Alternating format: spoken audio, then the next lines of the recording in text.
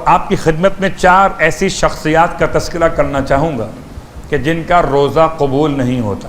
سننا چاہیں گے؟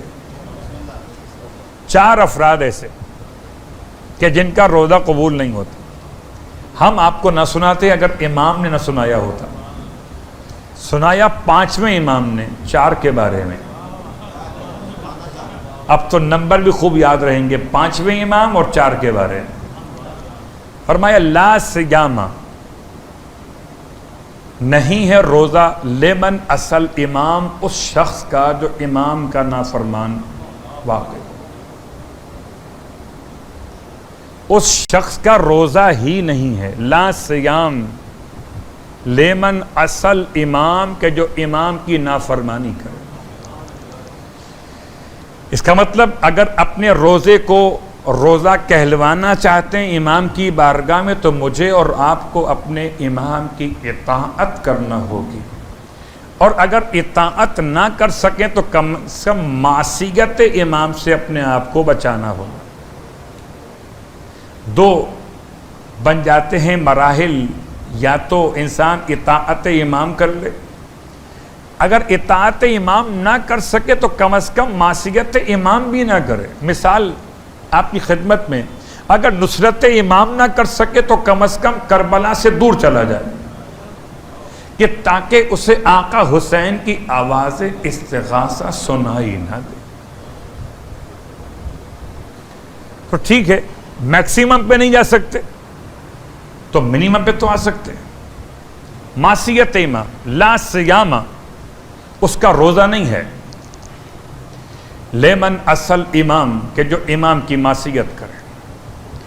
ولا صیام، نہ اس کا روزہ. لغلام آبق حتی یرجع الی مولاه، نہ کسی ایسے شخص کا روزہ جو غلام اپنے آقا سے بھاگ جائے جب تک کہ پلٹ کر اپنے مولا کی طرف واپس نہ آئے. اور یہاں روک کر میں آپ کو لیے چلتا ہوں اسبغ بن نباتہ کی روایت کی طرف.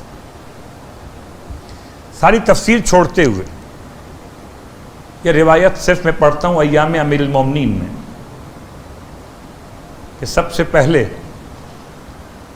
ضربت کے بعد جس نے مولا کی زیارت کا شرف حاصل کیا، ہم نے تو اس کا نام ہی اپنے درمیان سے بھلا دیا. نام کیوں نہیں رکھتے اپنے بچوں کا اسبغ؟ مولا کے صحابی تھے، باپ کا نام تھا نباتہ، آپ کا نام تھا اسبغ. اور جب مولا کی خدمت میں لائے گئے تو کہتے ہیں کہ اتنی دیر گزر چکی تھی، یہ باہر بیٹھے تھے، واپس نہیں گئے تھے. جب سب کو واپس کر دیا گیا مولا کے دروازے بیت الشرف سے، یہ بیٹھے تھے باہر. مولا مجتبی علیہ السلام جب باہر نکلے کسی کام سے تو دیکھا کہ یہ بیٹھے ہوئے. فرمایا سب کے لیے فرمایا تھا بابا نے، آپ کیوں بیٹھے یہاں پر، آپ کیوں نہیں گئے؟ مولا کا ایسا عاشق تھے، رونے لگے. کہتے میں نے نافرمانی کا ارادہ نہیں کیا. کوئی جن کے قدموں نے ساتھ دیا وہ چلے گئے، اس سے مولا کی حالت دیکھنے کے بعد اب چلا ہی نہیں جاتا. میں واپس جاؤں تو کیسے واپس جاؤں؟ پھر کیا چاہتے ہو اس وقت؟ کیا میں چاہتا ہوں کہ اپنے مولا کی ایک بار زیارت کر لوں پھر چلا جاؤں گا. امام فرماتے ہیں اچھا میں تمہارے لیے اپنے سردار سے، اپنے بابا سے لیتا ہوں اجازت، اگر مل گئی میں بلا لیتا ہوں. یہ پورا واقعہ ہے. تو کہتے ہیں اتنا وقت گزر گیا تھا کہ جب میں مولا کے سامنے پہنچا تو بیٹیوں نے آپ کے چہرے کے خون کو دھو دیا تھا، ریش مقدس کے خون کو صاف کر دیا گیا تھا، اور آپ کی پیشانی پہ زرد رنگ کی پٹی یا رومال باندھا گیا تھا. اتنا خون بہہ چکا تھا کہ سمجھ میں نہیں آتا تھا کہ میرے مولا کا چہرہ زیادہ زرد ہے یا یہ بندھا ہوا رومال زیادہ زرد ہے. میں مولا کے چہرے کو دیکھ کے زاروں قطار کھڑا روتا رہا. امام نے مجھے روتا ہوا دیکھ کے فرمایا اسبغ روتا کس لیے؟ میں نے دستے ادب جوڑ کے کہا مولا ہمیں تو آپ کو تو ہم سے بہتر اصحاب اور چاہنے والے وہاں بھی مل جائیں گے، مولا ہمیں آپ کے جیسا مولا یہاں کیسے مل سکے؟ ارشاد فرماتے ہیں مولا اسبغ اور کیا چاہتے ہو مجھ سے؟ اسبغ کہتے ہیں مولا ایک کوئی حدیث سنا دیجیے۔ آپ نے بہت بار سنا ہے مسم تمار کے فضائل کو کہ آپ نے اس وقت زخم میں جبکہ دونوں ہاتھ پاؤں کٹے ہوئے تھے مولا کے فضائل کیسے پڑھے تھے۔ اب خود سنیں مولا نے اپنے فضائل اس وقت میں کیسے پڑھے جب آپ کا سر شگافتہ ہو چکا تھا۔ آپ نے اسبغ کو قریب بلایا اور فرمایا اپنے داہنے ہاتھ کو آگے بڑھاؤ، اور آپ نے اپنے داہنے ہاتھ کی انگلیوں میں اسبغ بن نباتہ کی دائیں ہاتھ کی انگلیوں کو لے کر موڑا۔ یہ کیا کیا مولا نے؟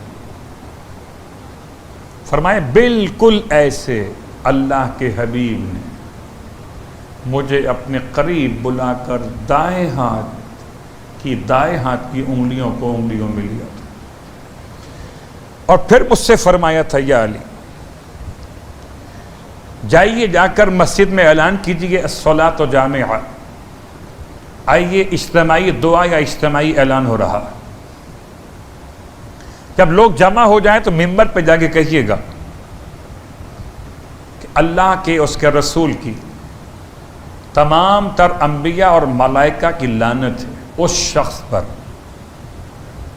کہ جو غلام اپنے آقا سے بھاگ جائے، اس شخص پر جو اپنے باپ سے اپنی نسبت کو بدل دے، اور اس شخص پر بھی لعنت ہے اللہ اور اس کے رسول ملائکہ کی کہ جو مزدور کی اجرت کو ادا نہ کرے۔ کہتے ہیں مولا اسبغ بن نباتہ سے کہ میں نے یہ 3 جملے ممبر سے کہے تو لوگ پکار اٹھے کہ کیا مطلب ہے اس کا، اس سے کیا کہنا چاہتے ہیں آپ؟ امام فرماتے ہیں اسبغ مجھے جتنا میرے مولا نے حکم دیا تھا میں نے اتنا ہی کیا، میں ممبر سے اتر گیا، میں نے کہا اگر تم کہتے ہو تو میں اللہ کے حبیب سے پوچھتا ہوں کہ کتنی تشریح بیان کرنی۔ کہتے ہیں اسبغ میں پلٹ کر جب اپنے حبیب کی خدمت میں واپس آیا کہ یا رسول اللہ لوگ سوال کر رہے ہیں کہ کیا مطلب ہے کہ اس پر اللہ کی لعنت، اس پر اللہ کے رسول کی لعنت، اس پر اللہ کے ملائکہ کی لعنت کہ جو غلام اپنے آقا سے بھاگ جائے، جو اپنا نسب بدل لے، اور جو مزدور کی مزدوری کو ادا نہ کرے۔ اس سے مطلب و مراد کیا ہے؟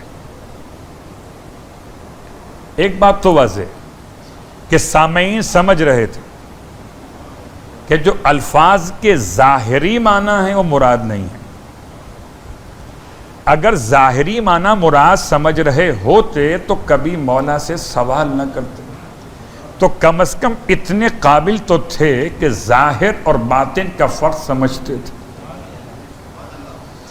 اور کم از کم اتنے احتیاط پسند تھے کہ قول علی کو خود سے تعویل دے کر رنگ نہیں دیا، انتظار کیا کہ فرمان نبی، زبان علی، وضاحت بھی نبی، وضاحت بھی علی۔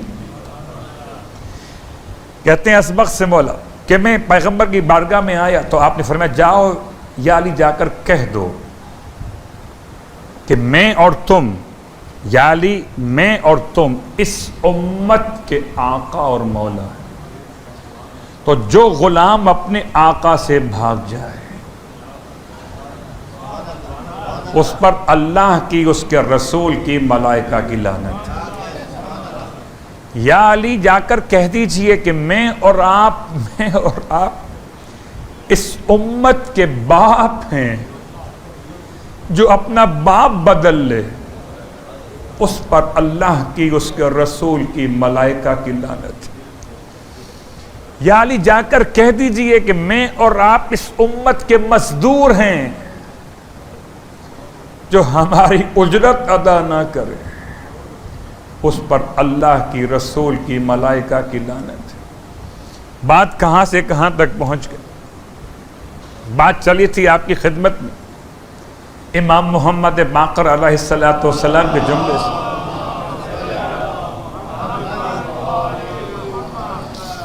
اور امام علیہ السلام نے فرمایا 4 افراد ایسے جن کا روزہ قبول نہیں ہوتا۔ لا سیامہ، اس شخص کا روزہ قبول نہیں ہے، لمن اصل امام، جو اپنے امام کی نافرمانی کرے۔ لا سیامہ لغلام آبق حتی یرجع الی مولاہ، حتی یرجع الی مولاہ، اور نہ اس غلام کا روزہ قبول ہے کہ جو اپنے آقا سے بھاگ گیا ہو۔ کب تک قبول نہیں ہے؟ حتی یرجع الی مولاہ، جب تک کہ اپنے مولا کی طرف واپس پلٹ کے نہ آ جائے۔